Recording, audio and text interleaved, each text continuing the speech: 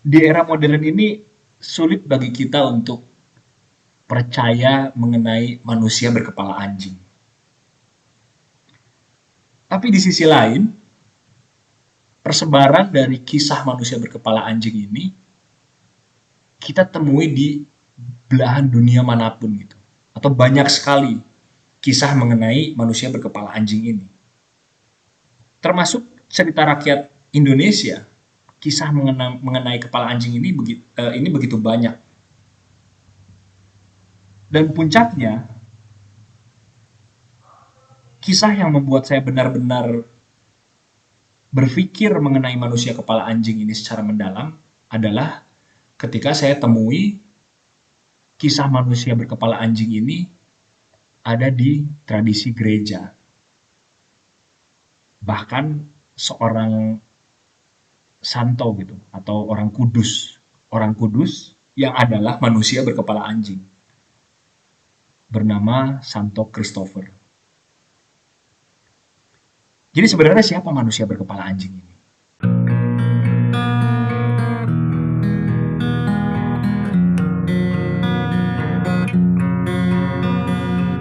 Saya Gideon Partogi. Selamat datang di langit manusia bumi.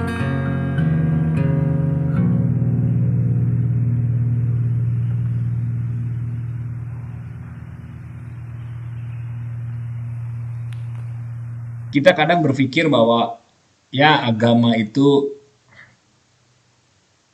eh, harus rasional gitu ya, harus sesuai dengan sains, dibuktikan dengan ilmu pengetahuan. Namun jika kita telusuri, ada kisah-kisah atau tradisi-tradisi yang aneh dan hampir sejalan dengan mitos-mitos cerita rakyat yang sekarang sudah kita anggap hanya dongeng belaka gitu. Awalnya saya melihat ikon Kristen mengenai manusia berkepala anjing, yaitu Santo Christopher. Dan dari Santo Christopher itulah saya menjadi meneliti atau mencari-cari cerita rakyat, khususnya cerita rakyat Indonesia mengenai manusia berkepala anjing. Dan menarik, ada yang mengirim di kolom komentar mengenai kisah hantu gergasi. Kisah ini berasal dari cerita rakyat orang-orang Dayak mengenai sepasang suami istri. Saat itu sang istri sedang hamil dan dia ngidam. Dan ngidamnya cukup aneh. Istrinya ini ngidam hati pelanduk putih. Ini saya secara insting ya langsung ketika saya dengar hati pelanduk putih, ini mirip dengan cerita Sangkuriang. Karena ibu dari Sangkuriang itu ngidam hati rusa. Ya pelanduk itu versi kecilnya dari rusa mungkin ya. Tapi ini menarik gitu bahwa mereka menginginkan dua hal yang ya mirip gitu ya. Nah, kemudian si suami yang mengetahui bahwa istrinya ngidam hati pelanduk, dia dia ingin memenuhi keinginan istrinya itu. Dia masuk ke hutan untuk mencari hati pelanduk putih. Dia berburu dengan membawa anjing-anjingnya. Kemudian suatu hari dalam perjalanan di hutan si anjingnya itu menyalak gitu, menggonggong, menggonggongi babi hutan. Dan akhirnya sang suami yang bernama Demong Ranjuk, suaminya bernama Demong Ranjuk, Demong Ranjuk mengeluarkan pedangnya dan secara membabi buta dia menghunuskan pedangnya gitu. Hingga akhirnya tanpa sengaja dia menebas kepalanya sendiri. Akhirnya kepalanya tergelinding, jatuh ke jurang yang dalam. Dia kemudian mengambil kepala anjing, dia potong kepala anjing dan dia pasangkan ke tubuhnya yang tanpa kepala itu gitu. Dan akhirnya si kepala anjing itu terkoneksi, terhubung dengan tubuhnya dan dia menjadi manusia berkepala anjing. Dan karena rasa malunya, Demong Ranjuk itu menetap di hutan. Dia tidak mau lagi kembali ke istrinya yang sedang hamil. Hingga suatu hari istrinya melahirkan. Anaknya tumbuh dewasa, sang anak penasaran, bertanya kepada ibunya, siapa ayahnya dia? Hingga akhirnya ibunya menceritakan bahwa ayahnya dulu berangkat ke hutan untuk berburu hati pelanduk. Kemudian anaknya berkomitmen untuk mencari ayahnya. Dia masuk ke hutan. Dia menemui ada pondok, seperti ada bekas kehidupan di sana. Akhirnya dia melihat mungkin pondok itu kosong. Dia cari lagi, ada pondok lagi yang kedua. Dan akhirnya dia ditemui ayahnya itu di pondok yang ketujuh. Nah, ini saya mungkin nanti akan kembali lagi ke pondok yang ketujuh ya, ke angka-angka yang menarik ini. Dia menemui ayahnya di pondok yang ketujuh, dia melihat ada orang melambai dari jauh, dan dia sadari, oh itu ayahnya yang sudah berkepala anjing. Singkat cerita, sang anak tinggal bersama ayahnya selama 3 hari di pondok tersebut, di hutan. Dan ketika anaknya mau pulang, anaknya mengajak ayahnya, ayo ikut pulang. Tapi ayahnya tidak mau karena mungkin dia merasa malu atau merasa takut orang-orang menganggapnya aneh karena kepalanya anjing gitu ya. Hingga akhirnya ayahnya berkeputusan untuk saya tetap stay di sini. Tapi ayahnya memberi pesan kepada anaknya bahwa jika nanti dia bersama istrinya atau keturunannya masuk ke dalam hutan, mendengar suara jika mereka mendengar suara binatang riuh atau ribut, kemudian mendengar suara anjing menyalak, mereka harus membakar sabut pinang. Mungkin fungsinya untuk supaya ayahnya yang sudah menjadi manusia berkepala anjing itu tidak menyerang orang-orang tersebut gitu ya. Dan akhirnya ayahnya yang sudah menjadi manusia berkepala anjing itu menjadi hantu, disebut hantu Gergasi. Dan ya kisah ini ada di cerita rakyat atau mungkin cerita horor suku Dayak ya. Kemudian juga ada di cerita rakyat Jawa atau di legenda Jawa disebutnya Aul. Aul itu adalah manusia berkepala anjing. Aul ini adalah prajurit yang sakti. Dia memiliki kesaktian yang luar biasa hingga akhirnya dia terlibat dalam sebuah peperangan. Dalam perang itu sang musuh berhasil menebas kepalanya. Hampir mirip dengan kisah Demong Ranjuk. Menebas kepalanya, sang musuh menebas kepalanya, dan dalam peperangan itu sang prajurit yang sakti itu meraih kepala anjing yang sudah tertebas juga. Dia pasangkan ke tubuhnya yang tanpa kepala, dan akhirnya dia hidup menjadi manusia berkepala anjing. Dia tinggal di hutan sama karena merasa malu dengan penampilannya. Dan kisah ini juga tersebar ya di belahan dunia yang lain. Ada kisah dari Yunani, ada kisah dari Mesir juga. Kemudian kita tahu lah werewolf ya. Werewolf di mana ketika bulan purnama manusia itu berubah menjadi serigala atau ya, menyerupai anjing juga ya, mirip dengan anjing. Menarik ya, kisah tersebut terkoneksi dengan bulan gitu, dengan bulan purnama. Nah, masuklah ke kisah Santo Christopher. Santo Christopher yang membuat saya menjadi lebih melihat kisah-kisah yang tadinya saya anggap ini dongeng, hanya supaya membuat ya orang-orang takut masuk hutan lah ya. Orang-orang dulu untuk membuat anaknya supaya takut masuk hutan dibuatlah cerita seperti itu gitu ya. Itu hanya dongeng lah gitu, karang-karangan aja. Tapi saya melihat kisah dongeng-dongeng cerita rakyat itu menjadi lebih serius ketika saya menemukan Santo Christopher ini. Santo Christopher, dia adalah orang Kanaan yang nama aslinya adalah Reforbus atau Reforbus gitu ya. Intinya Reforbus kalau tidak salah. Nanti kemudian si Reforbus ini dia adalah orang Kanaan. Dia memiliki komitmen untuk melayani orang terkuat. Akhirnya dia menemui bahwa Kaisar Roma adalah manusia yang terkuat. Dan dia memutuskan untuk melayani Kaisar Roma. Dalam pelayanannya kepada Kaisar Roma, dia menemukan bahwa Kaisar Roma ini ternyata takut dengan setan, yang akhirnya membuat dia berpikir, oh jika Kaisar Roma takut dengan setan, berarti setanlah yang terkuat.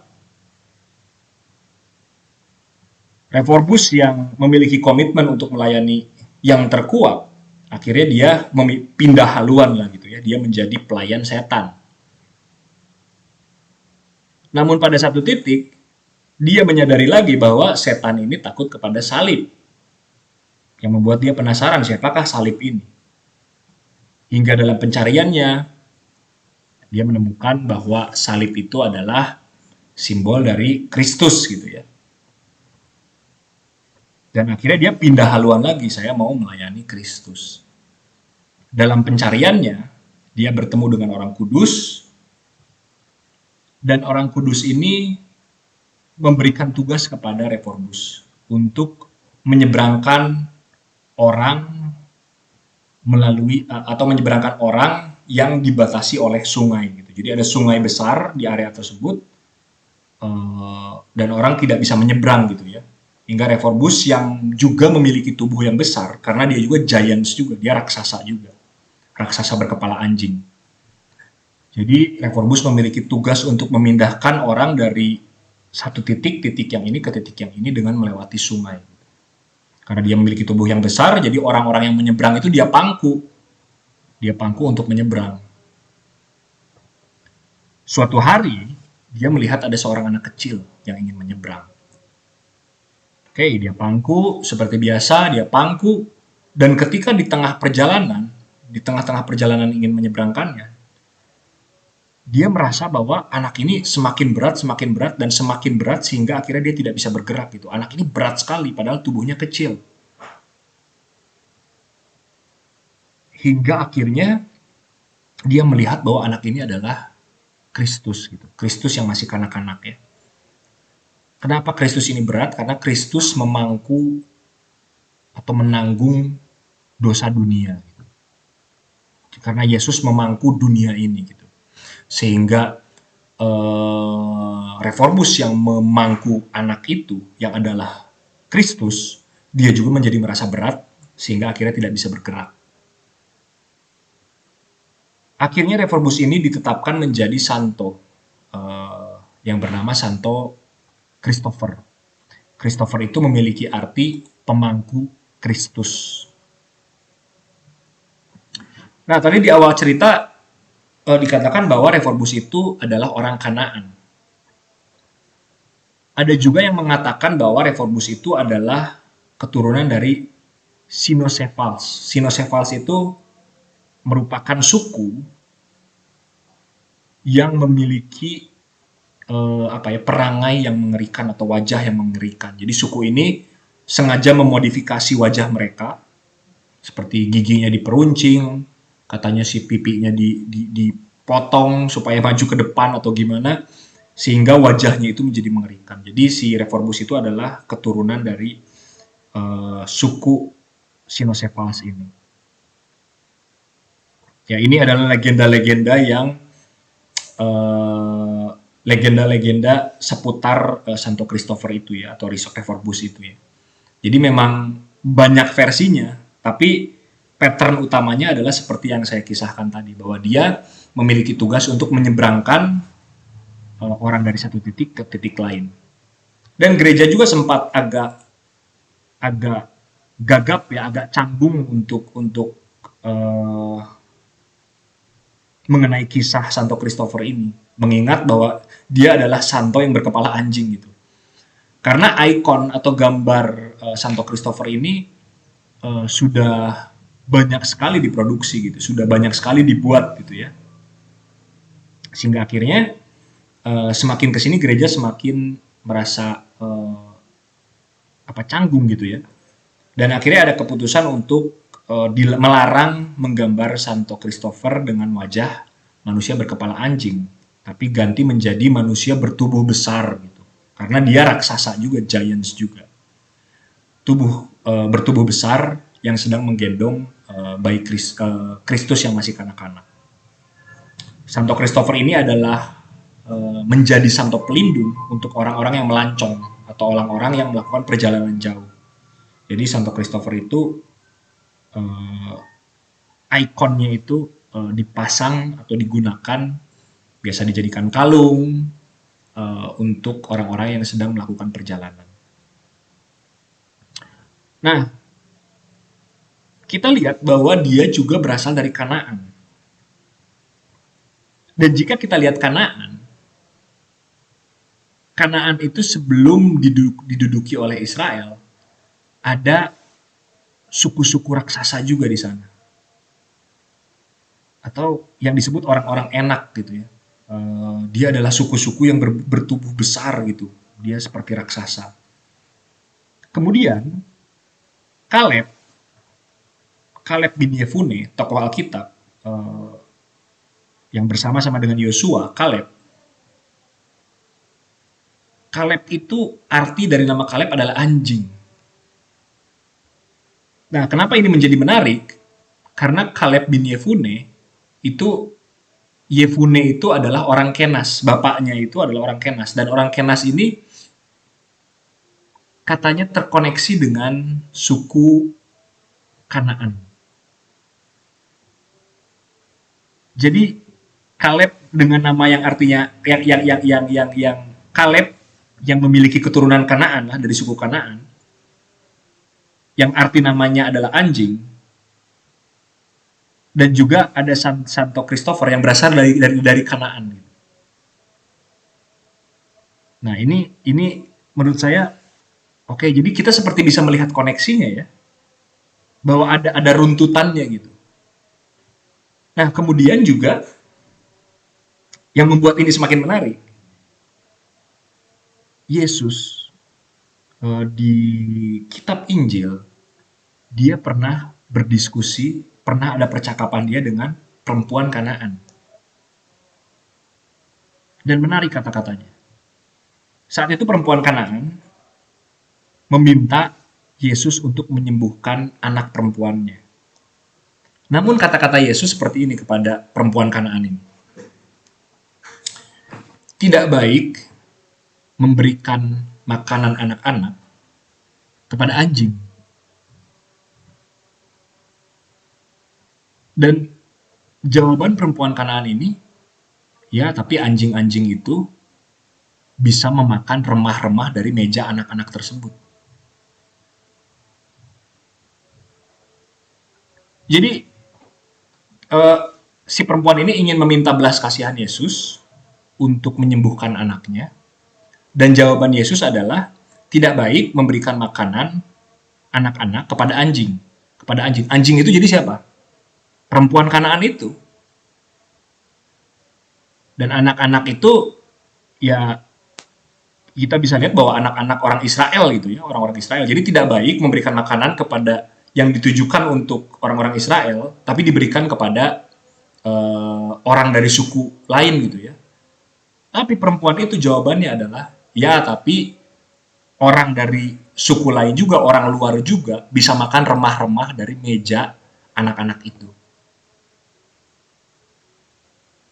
Dan Yesus langsung memuji iman dari perempuan Kanaan itu. Dan akhirnya anak perempuannya sembuh. Akhirnya ya dijawab gitu. permohonan permintaan perempuan itu artinya akhirnya dijawab oleh Yesus gitu. Tapi yang membuat menarik adalah perempuan Kanaan ini ya terkoneksi juga dengan anjing gitu. Nah, kembali lagi ke kisah yang dari suku Dayak itu, hantu Gergasi itu.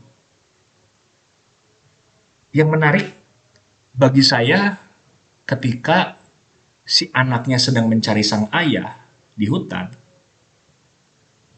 dia menemukan ayahnya berada di pondok ketujuh. Dan angka 7 itu bukanlah angka sembarangan. Angka 7 itu adalah angka yang artinya dalam penciptaan itu hari istirahatnya Tuhan. Selesai dari bekerja, istirahat dari bekerja, dan esok hari dia akan mulai bekerja lagi gitu ya. Di balik lagi ke hari pertama lagi ya. Jadi kita bisa lihat bahwa hari ketujuh itu adalah hari limit atau hari batas gitu. Atau hari yang paling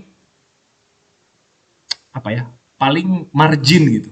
Dia tuh berada di titik batas gitu, berada di titik batas. Dan yang berada di titik batas itu biasanya adalah hal-hal yang abnormal. Seperti sudah pernah saya katakan bahwa rest, istirahat, itu juga terkoneksi dengan kematian, dengan mati. Jadi di hari ketujuh itu adalah hari di mana idiosinkrasi atau hal yang abnormal itu ada gitu. Hal yang tidak masuk akal itu berada di hari ketujuh gitu. Dan ketika saya membaca kisah hantu Gergasi itu, si anak itu berada di si ayahnya itu manusia berkepala anjing itu berada di pondok ketujuh. Entah kenapa saya langsung ini sepertinya ada koneksinya dengan hari ketujuh ya, di mana hari ketujuh itu hari yang abnormal gitu ya. Itu adalah batas, itu adalah margin gitu ya. Juga anak itu tinggal selama 3 hari di bersama ayahnya di pondok tersebut. Tinggal selama 3 hari untuk nanti kembali lagi ke kampungnya. Ya, suatu hal yang menarik. 3 hari. Kita tahu 3 hari itu terkoneksi dengan apa gitu kalau di dalam kitab suci gitu ya. Nah, maksud saya ingin menceritakan ini adalah dulu saya menganggap bahwa kisah-kisah itu hanyalah dongeng belaka gitu. Hanyalah kisah-kisah yang dibuat untuk menakut-nakuti anak. Tapi ternyata kita bisa melihat ada jalinannya gitu, ada rentetannya dari kisah manusia berkepala anjing ini. Nah, kemudian balik lagi ke Kanaan, bahwa Kanaan itu tadi terkoneksi dengan anjing. Ini juga mengingatkan kita, membuat koneksi lagi dengan kisah kejatuhan malaikat, bahwa malaikat itu jatuh menikah dengan anak perempuan manusia yang kemudian melahirkan raksasa, dan raksasa-raksasa itu melakukan yang namanya pencampur adukan, menghybrid mereka. Menghybrid makhluk-makhluk yang sudah terspesifikkan. Mereka campur adukan gitu. Jadi dari praktek mengerikan itu, pencampur adukan itu, kita bisa melihat bagaimana ada raksasa, bagaimana ada manusia berkepala anjing, bagaimana di mitologi kita temui ada seperti centaur, manusia bertubuh manusia dengan tubuh kuda gitu. Ada yang berkepala banteng itu minotaur, atau banyak lagi gitu makhluk pencampur-campuran manusia dengan makhluk lain gitu. Dan entah kenapa saya melihatnya itu selalu melihatnya itu di kejadian pencampur adukan atau hybrid yang dilakukan oleh para raksasa. Dalam saya meneliti juga ada hal menarik yang mengatakan bahwa nama-nama itu agak mirip-mirip. Jadi Kain, namanya dari Kain. Kita tahu Kain dan Habel kan. Kain keturunannya menciptakan teknologi, kemudian sampai ke puncaknya mereka menikah dengan malaikat yang jatuh, kemudian lahir raksasa-raksasa, tinggal di Kanaan. Jadi Kanaan itu dari sisi namanya saja ya, seperti ada koneksi dengan Kain gitu. Kain, Kanaan, dan juga Kaleb orang Kenas. Dari penyebutannya itu yang mirip. Itu jika kita men-tracking dari penyebutan namanya. Jadi Kanaan itu seperti terkoneksi dengan anjing gitu. Dan itu bisa kita konfirmasi dari kisah Yesus juga yang berdialog dengan perempuan Kanaan. Nah, itu hal yang menarik ya. Dan ya silakan kalau misalnya kalian punya pendapat mengenai jalinan kisah-kisah ini, silakan tulis di kolom komentar. Sampai jumpa di video yang lain. Terima kasih.